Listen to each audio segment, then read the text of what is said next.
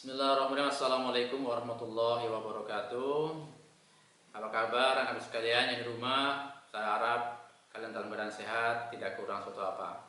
Baik, untuk hari ini kita akan belajar tentang pendidikan agama Islam dan budi pekerti kelas 7 ya, semester 2. Baik, sebelum belajar mari kita berdoa dulu. Berdoa mulai.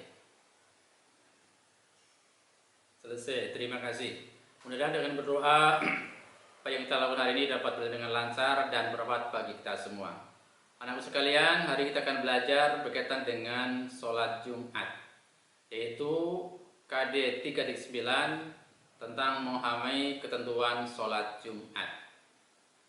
Lalu apa itu sholat Jumat? Sholat Jumat ialah sholat berjamaah yang dari 2 rakaat dilakukan pada waktu zuhur pada hari Jumat dengan didahului oleh 2 khutbah. Jadi khutbah ini berperan penting karena kalau sholat zuhur itu ada 4 rakaat, tapi sholat Jumat hanya 2 rakaat.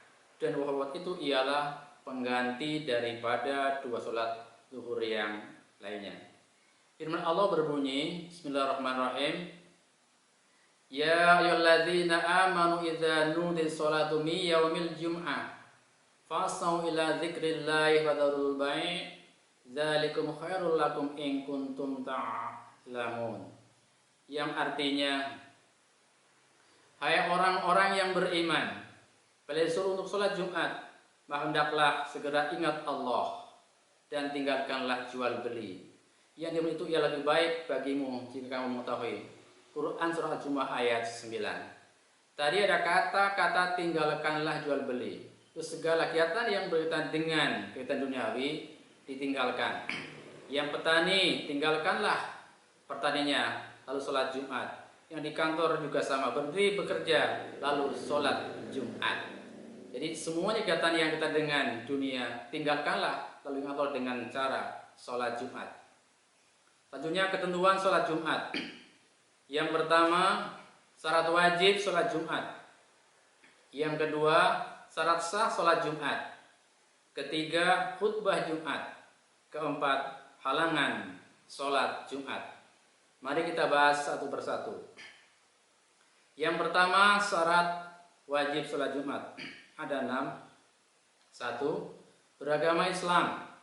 Berarti yang bukan Islam tidak wajib sholat Jumat. Yang kedua, laki-laki. Berarti perempuan, ibu-ibu tidak wajib sholat Jumat. Yang ketiga, sudah balik. Berarti anak-anak tidak wajib sholat Jumat. Yang keempat, berakal sehat. Artinya orang sakit tidak wajib sholat Jumat. Yang kelima, tidak sakit. Yang keenam, menetap atau bermukim di suatu negeri dan tidak wajib atas orang yang bepergian. Syarat sah sholat Jumat. Syarat sholat Jumat ada 4. Yang pertama, diadakan di suatu tempat yang sudah menetap. Kedua, dilaksanakan pada waktu zuhur. 3, dikerjakan secara berjamaah. 4, sebelumnya diadakan 2 khutbah. Tadi yang pertama diadakan di suatu tempat yang sudah menetap. Artinya, sholat Jumat tidak boleh dilaksanakan di ladang-ladang atau tempat yang belum banyak mukiminya. Yang kedua, dilaksanakan pada zuhur. Artinya tidak boleh dilaksanakan di waktu subuh atau asar atau bukan zuhur. Yang ketiga, dikerjakan secara berjamaah. Ini minimalnya, sebagian ulama mengatakan bahwa minimal berjamaah itu 40 orang. Sebagian lagi mengatakan bisa dengan 2 orang. Yang keempat, sebelumnya diadakan 2 khutbah. Khutbah pertama dan khutbah yang kedua. Yang ketiga, khutbah Jumat ada 6. 1, rukun khutbah. Yang kedua, syarat khutbah. Ketiga, sunnah khutbah Jumat. Keempat, sunnah yang berkaitan dengan sholat Jumat. 5, adab sholat Jumat.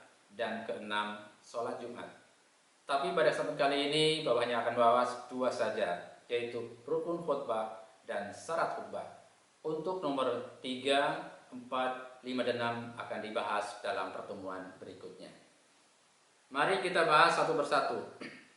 Yang pertama, rukun khutbah. Rukun khutbah ada 6. Rukun ada sesuatu yang harus ada ketika khutbah. Bila salah satu tidak ada, maka khutbah itu tidak sah. Yang pertama ialah membaca tahmid. Contohnya, Alhamdulillahirabbil alamin dan seterusnya. Yang kedua, membaca syahadat. Asyhadu an la ilaha illallah wa asyhadu anna Muhammadar Rasulullah. Yang ketiga, membaca sholawat. Allahumma sholli ala sayyidina Muhammad wa ala ali sayyidina Muhammad. Yang keempat, berwasiat takwa. Contohnya, Bismillahirrahmanirrahim. Ya ayyuhalladzina amanu taqullaha haqqa. Dan yang kelima, membaca ayat Al-Qur'an. Boleh satu ayat saja. Contohnya, Bismillahirrahmanirrahim. Inna akramakum indallahi atqakum. Dan yang keenam, berdoa pada khutbah yang kedua. Doa ini untuk semua orang, baik yang sedang jumatan maupun yang di rumah, baik yang hidup maupun yang sudah meninggal dunia.